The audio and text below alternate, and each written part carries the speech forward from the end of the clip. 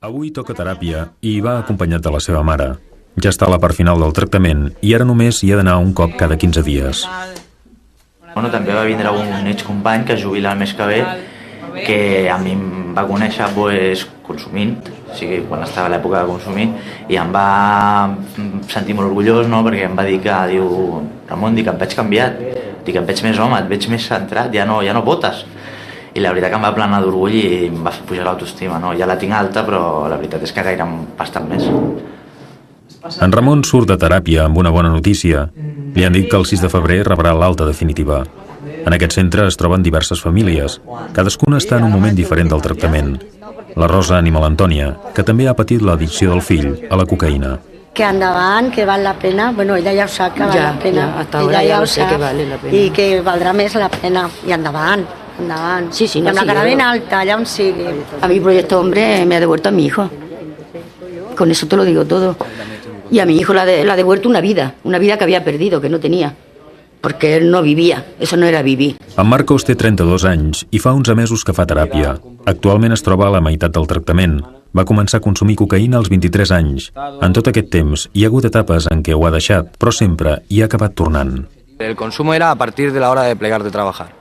Yo plegaba de trabajar y mi vida social no existía. Yo plegaba, pillaba cocaína, me iba a mi casa y era el consumo hasta las 4 o las 5 de la mañana haciendo bien consumo tonto, porque es sin dormir y al otro día te levantabas a las 7 y te ibas a trabajar. Y siempre con el miedo de que me pillaran. Siempre ya deja de ser... El consumo se vuelve esquizofrenia, se vuelve una locura. Ya empiezo a robar, empiezo a hacer cosas, pero a robar en mi propia casa. ¿Vale? A vender cosas de mi casa, de casa de mis padres. L'addicció a la cocaïna ha provocat que en Marcos s'hagi separat fa poc de la seva dona. Mentre van viure junts, els problemes de diners eren constants i ell no aconseguia mantenir una feina estable. Des que segueix la teràpia, això ha canviat. Fa 6 mesos que treballa com a soldador i combina la feina amb el tractament. Antes me daba igual lo que hiciera, lo hacía mal, rápido, estaba deseando irme, no era cumplidor con los horarios.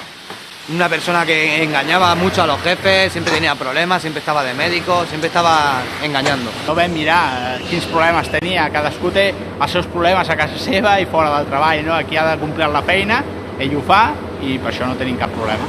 Com tots els que segueixen la teràpia, en Marcos ha de buscar una activitat per ocupar les hores lliures. Ha optat pel gimnàs, on hi pot anar amb els amics.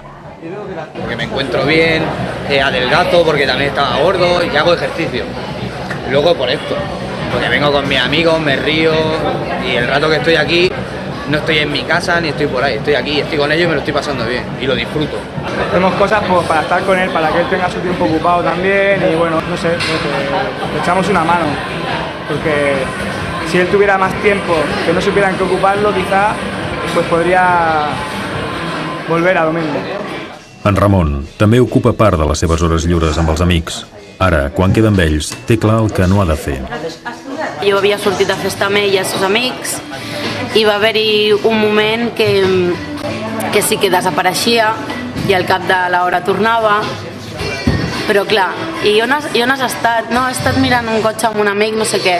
Ah, bueno, però clar, després quan t'enteres ja lligues, pues si estaria fora o por ahí, pues fent el que fos. Quan jo surto, doncs, demano begudes sense alcohol, no? Perquè el projecte d'Ombra és una norma que no es pot prendre, no? I ja doncs, és una norma que l'agafes ja com a teva, perquè, aviam, l'alcohol pot ser una droga pont, no? I, a veure, per aquí, és el que us deia l'altre dia, dic, per què m'he de posar en risc si no tinc cap necessitat? Veo mi futuro muy lejos, sí, lo veo muy lejos.